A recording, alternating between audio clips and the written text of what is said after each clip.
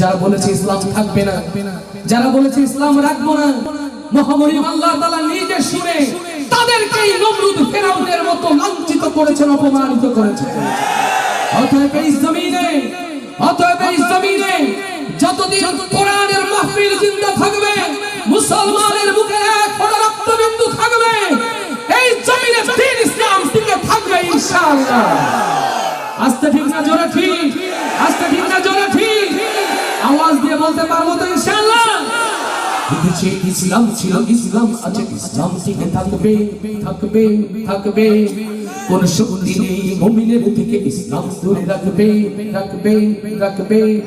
যুগ যুগ ধরে দ্বীন ইসলাম পথ হারা মানুষকে কোরআনের পথে চলতে পথে কোরআনের পথে রাখবে, কোরআনের পথে মুক্তির পথে সত্যের পথে রাখবে। এদেশে ইসলাম ছিল, ইসলাম আছে, ইসলাম টিকে থাকবে। কোন শক্তি নেই মুমিনের থেকে ইসলাম দূরে রাখবে। যুগ যুগ ধরে দ্বীন ইসলাম পথ হারা মানুষকে কোরআনের পথে সত্যের পথে মুক্তির পথে রাখবে, কোরআনের পথে সত্যের পথে মুক্তির পথে রাখবে। এদেশের প্রতি ইঞ্চি জমিন যদি যাই হয়ে তবু দ্বীন ইসলামের আসবে বিজয়, পারবে না ঠেকাবা। এদেশের প্রতি ইঞ্চি জমিন যদি যাই হয়ে তবু দ্বীন ইসলামের আসবে বিজয়, পারবে না ঠেকাবা। এদেশের শহর নগর গঞ্জ গ্রামে কালেমার বাণী ভাসবে ভাসবে ভাসবে। এদেশের শহর নগর গঞ্জ গ্রামে কালেমার বাণী ভাসবে। সেদিন দ্বীন ইসলাম স্লোগান শুধু থাকবে, দ্বীন ইসলাম স্লোগান শুধু থাকবে, দ্বীন ইসলাম স্লোগান শুধু থাকবে, দ্বীন ইসলাম স্লোগান শুধু থাকবে। এদেশে ইসলাম ছিল, ইসলাম আছে, ইসলাম টিকে থাকবে। কোন শক্তি নেই মুমিনের থেকে ইসলাম দূরে রাখবে।